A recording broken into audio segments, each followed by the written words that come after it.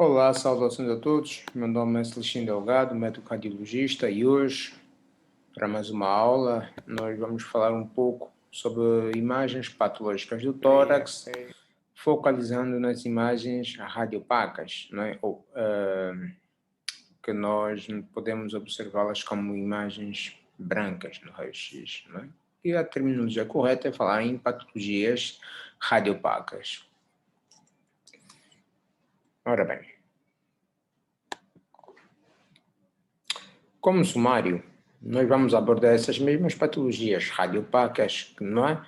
E vamos dividi-las em dois grandes grupos, não é? Que vão ser aquelas opacidades pleurais, as patologias pleurais, não é? Que se vê radio-opaca, branca, né? E as patologias radiopacas a nível com afetação do parênquima pulmonar, certo?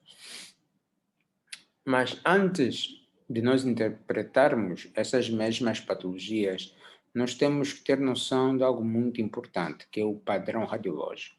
Algumas determinadas patologias podem ser semelhantes a uma simples vista, mas no fundo ela chega a ser mais complexa. E para isso nós temos que ter em conta sempre qual é o padrão radiológico que nós estamos a observar.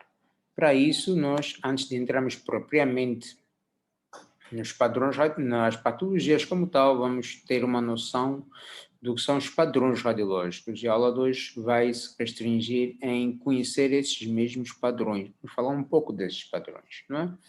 Como se diz, em um raio-x da caixa torácica, uma boa parte das patologias pulmonares são apresentadas como áreas de densidade aumentada, né? Ou seja, radiopacas, ou áreas com uma densidade reduzida, ou seja, radiotransparentes, né?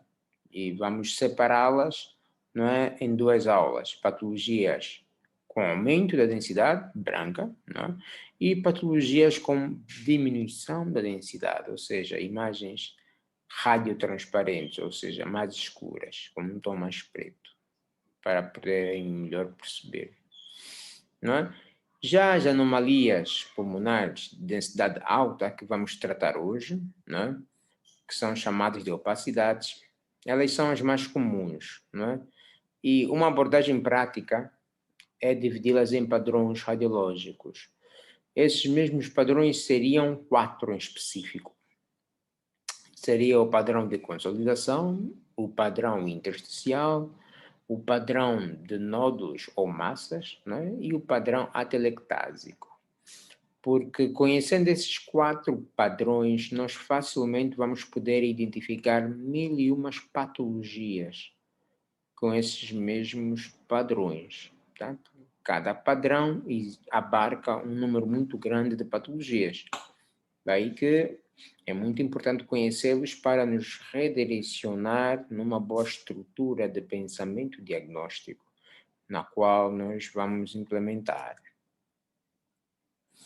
Ora bem, quando falamos num padrão de consolidação, este padrão é muito importante porque é um dos mais comuns que aparece. Mas a sua interpretação tem que ser muito cuidadosa, porque a sua interpretação vai depender grandemente da história do paciente, da história clínica do paciente, do exame físico cuidadoso que o médico irá fazer sobre esse paciente. E a combinação de uma boa história clínica, não é? De um bom exame físico e complementando com a imagem, aí sim nós vamos casar, né, com um bom diagnóstico. Ora seja, reparem que a consolidação é qualquer processo patológico, né, que vai ser caracterizado por presença de qualquer fluido a nível dos alvéolos. Isso é muito importante. Tá? No padrão de consolidação, a afetação é a nível alveolar. Daí que muitas bibliografias podem falar em padrão alveolar, também está correto. Então, o que é que pode estar dentro desses mesmos alvéolos? Essa é a grande questão. Pode estar qualquer tipo de fluido, desde pus, sangue, células, incluindo algumas células tumorais, tá? Entre outras substâncias que vão resultar em opacidades difusas ou muitas das vezes multifocais e mal definidas. Existe um número muito grande de apresentação desse mesmo padrão de consolidação. Então, somente aí já temos muita coisa que pensar, tá? Reparem que identificando uma imagem com um padrão de consolidação, isso me faz pensar em mil e umas patologias. Por exemplo, o pus. Obviamente, se for pus a nível dos alvéolos, eu vou ver uma imagem radiopaca, branca, certo? Com broncograma aéreo no seu interior. Mas a questão é que elemento, que tipo de fluido está a nível dos alvéolos. Ou seja, se o paciente apresentar um quadro infeccioso, com febre, tosse produtiva, com catarro, e observar uma imagem de consolidação no raio-x, essa sim eu vou pensar, obviamente, né, que estou perante a um processo infeccioso, inflamatório, certo? Mas também pode ser sangue. Ou seja, o paciente chega no banco de urgência e ele é vítima de um acidente de viação, em que bateu, por exemplo, o peito no volante, ou que foi agredido. Nesse mesmo paciente, eu também posso observar sangue a nível dos alvéolos, num padrão de consolidação. Mas aí, pela história do mesmo paciente, eu devo pensar numa provável contusão pulmonar. Ou seja, a contusão pulmonar eu posso observar como uma radiopacidade heterogênea com programa aéreo também no seu interior, certo? Então, eu vou ver uma imagem semelhante ou igual, mas com histórias clínicas diferentes, vai me dar um diagnóstico totalmente diferente. Isso é muito importante e fica aqui bem patente. Reparem que mesmo infiltrações tumorais a nível dos alvéolos, como por exemplo do tumor broncogênico, este é um tumor que radiologicamente eu vou ver uma imagem radiopaca com broncograma aéreo muitas das vezes no seu interior.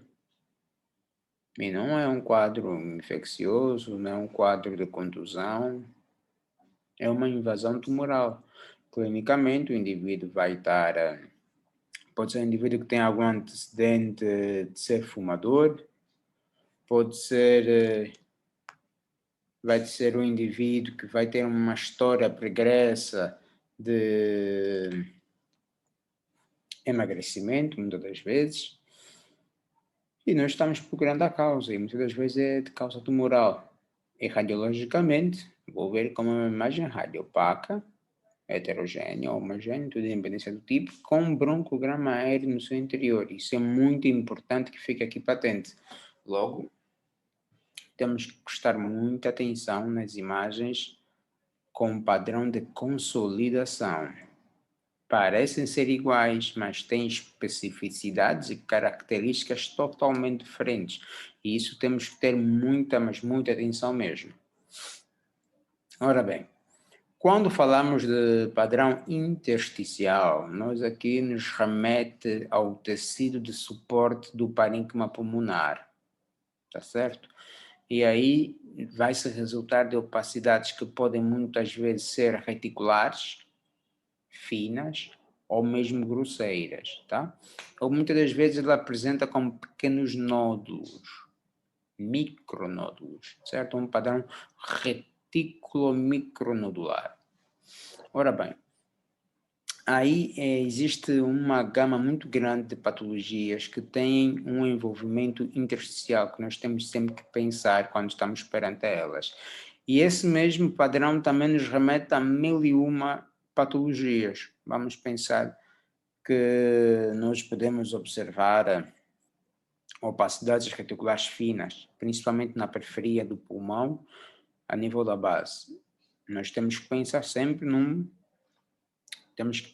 nas linhas B de Kerr, que são sinais importantes nos edemas agudos do pulmão na fase reticular, que é muito frequente, né? Que é edema ou seja, ainda a nível do interstício, ou seja, entre os lóbulos secundários do pulmão.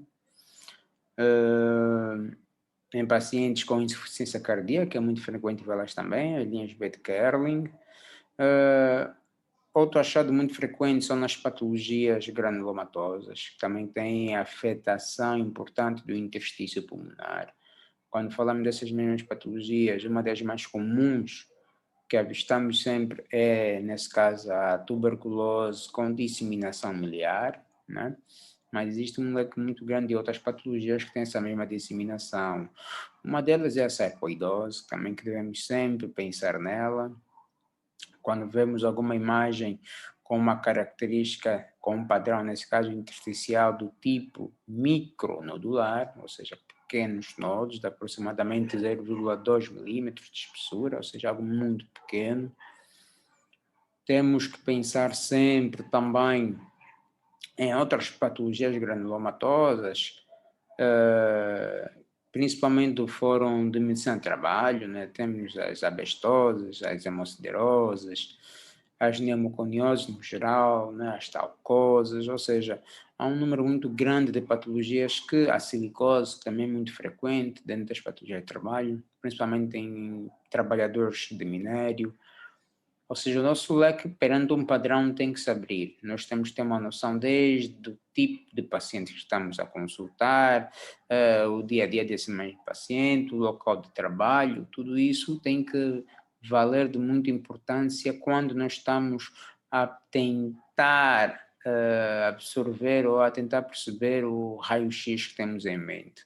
Obviamente que em algumas patologias do foro intersticial, elas são melhor estudadas, não é? Quando as mesmas são elevadas a um meio de diagnóstico mais fiável, que nesse caso seria a tomografia do tórax de alta resolução, que obviamente que ajudem muito a delimitar, que nos ajuda muito a ter maior grau de percepção desses mesmos diagnósticos.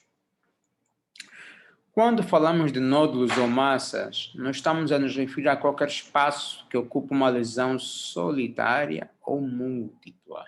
Ou seja, quando fala a diferença entre um nódulo e uma massa vai se restringir exatamente no tamanho.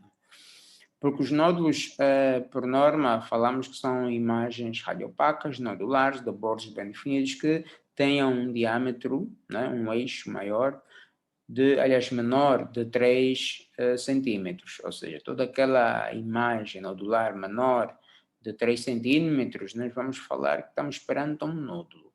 E todas aquelas massas, ou nódulos maiores, né, as massas maiores de 3 centímetros, aí vamos referir de massa, ou seja, já é bem espaçosa.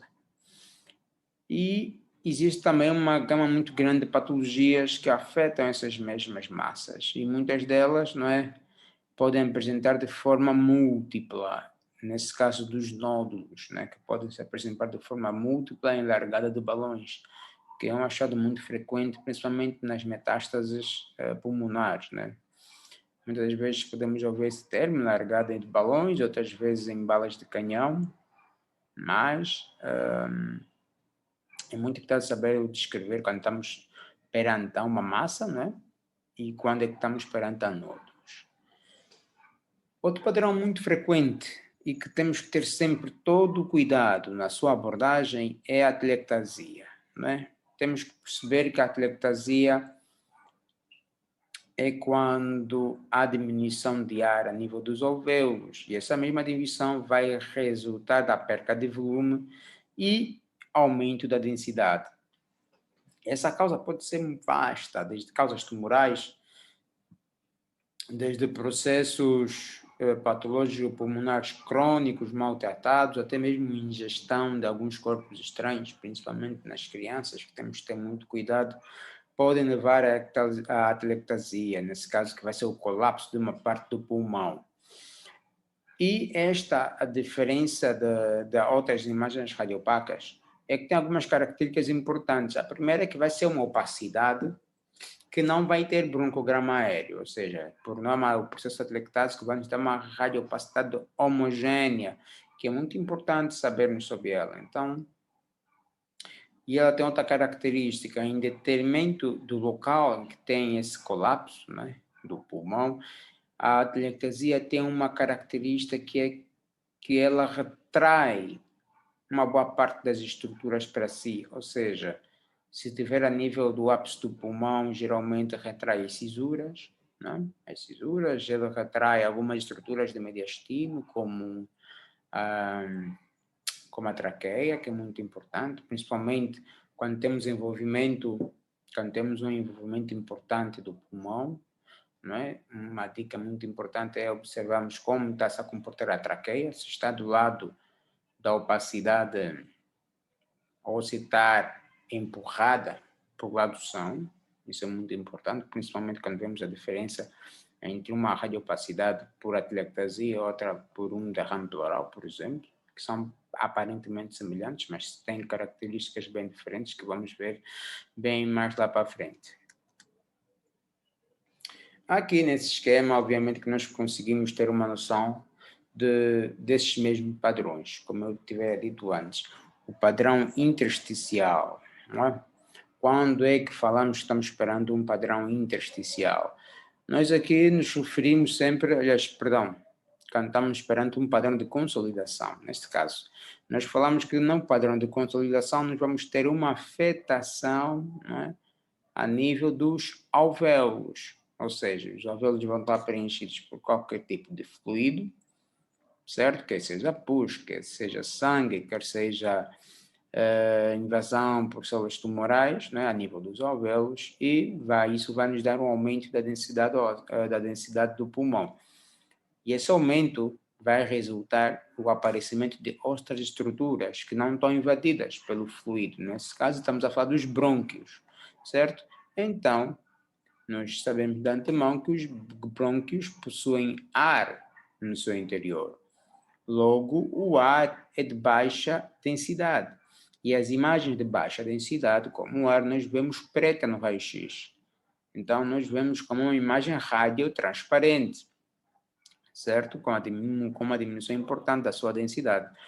E isso vai se manifestar bem aqui no interior da radiopacidade. Então, nós vamos ver uma imagem radiopaca, mas no seu interior, nós vamos ver pequenas imagens radiotransparentes, pequenas imagens pretas, muitas das vezes lineares, tá? E esse conjunto, nós vamos chamar de broncograma aéreo. Ou seja, não existe um padrão de consolidação sem nós observarmos o broncograma aéreo no seu interior. Isso é muito importante termos em conta disso. Padrão de consolidação vai ser uma radiopacidade com broncograma aéreo no seu interior. Gravem bem este nome, broncograma aéreo. É muito importante. E esse sinal do broncograma é um dos sinais que vai nos ajudar em dizer se estamos perante um padrão de consolidação ou não. Tá certo? Ora bem, quando nós falamos do padrão intersticial, né, que podem ser de várias formas, eles podem ser radiopacidades lineares, como essas que vemos aqui embaixo, na base do pulmão, nesta representação gráfica, ou mesmo em pequenos pontinhos, como se pode ver aqui, certo? Com o famoso padrão micronodular, ou seja, isto é muito importante, porque mil e umas patologias afetam o interstício, quer infecciosas, não infecciosas, quer tumorais. E quando se fala em padrões retículo-micronodulares de causa tumoral, uma das mais frequentes temos a linfangite carcinomatosa como uma das patologias tumorais mais frequentes quando se falamos de padrão retículo-micronodular. Outro padrão muito importante são os padrões nodulares. Mas quando é que nós falamos que estamos perante um nodo? Quando é que falamos que estamos perante uma massa? Obviamente que aí vamos ter que jogar com o tamanho, ou seja, imagens nodulares arredondadas ou ovaladas menores de 3 centímetros, vamos falar que estamos perante um nódulo. Já imagens radiopacas nodulares ou não nodulares superiores a 3 centímetros, vamos falar que estamos perante uma massa. Aqui nós estamos a ver um exemplo, não é, de uma atelectasia. Vejamos que ela apresenta sempre como uma imagem radiopaca, tá? Sem broncograma aéreo, muita atenção. No padrão de consolidação temos broncograma aéreo, já nos processos atelectásicos nós vamos ver um aumento da radiopacidade homogênea, que em detrimento da sua localização, ela pode adotar alguns comportamentos bastante sui generis. Por exemplo, uma atelectasia segmentar a nível da base vai ter tendência em repuxar, certo? A hemicúpula diafragmática. Nós vamos ver uma hemicúpula diafragmática mais para cima que o normal. Porque reparem que se for uma atelectasia no lobo ou no campo pulmonar esquerdo, vamos observar uma retração, não é, da hemicúpula diafragmática esquerda, que por norma está mais abaixo comparadamente com a direita. Imaginemos se tiver uma atelectasia bem aqui no campo superior, né, do pulmão, no ápex, esse processo atelectásico vai ter tendência em repuxar para si mesma algumas estruturas do mediastino, dentre estes a traqueia. Daí que é muito importante, quando suspeitamos de qualquer patologia do fórum atelectásico ou não, observamos sempre a traqueia como um meio de orientação acima de tudo, né? Para vermos se essa imagem patológica por si só empurra a traqueia para o lado são ou se retrai, mas isso varia muito em detrimento da quantidade, em detrimento da posição, da localização da lesão e de que tipo de lesão estamos a falar, tá? Que mais em frente vamos ver que varia muito de imagem para imagem. Aqui nesse esquema nós podemos ter uma noção mais ou menos desses mesmos padrões que aqui bem acabamos de frisar. Aqui neste raio-x do tórax nós conseguimos observar uma opacidade, aqui bem no campo superior direito, mas vejamos, se observamos com atenção, essa mesma opacidade tem áreas radiotransparentes no seu interior, certo? Essa imagem radiotransparente é o que nós falamos de broncograma aéreo, que é clássico das consolidações. Mas, se pensarmos por outro lado, num contexto de um paciente com uma clínica sugestiva de pacientes com uma provável infecção do pulmão, aí vamos pensar que seja de causa infecciosa e que tenha puxa aí no seu interior, não é? Mas vejamos, se fosse um paciente que fosse agredido ou fosse vítima de um acidente de viação e o mesmo ter uma contusão pulmonar, a imagem seria exatamente a mesma. Daí o que torna a condensação, né, o padrão de condensação muito característico e com um leque muito grande de patologias que podem encaixar-se neste mesmo padrão, né? Mas essas consolidações muitas das vezes podem ser também difusas, bilaterais, que é muito frequente quando estamos perante algumas patologias como o edema pulmonar, né? Os pacientes com distresse respiratório, pacientes com uma broncopneumonia, né?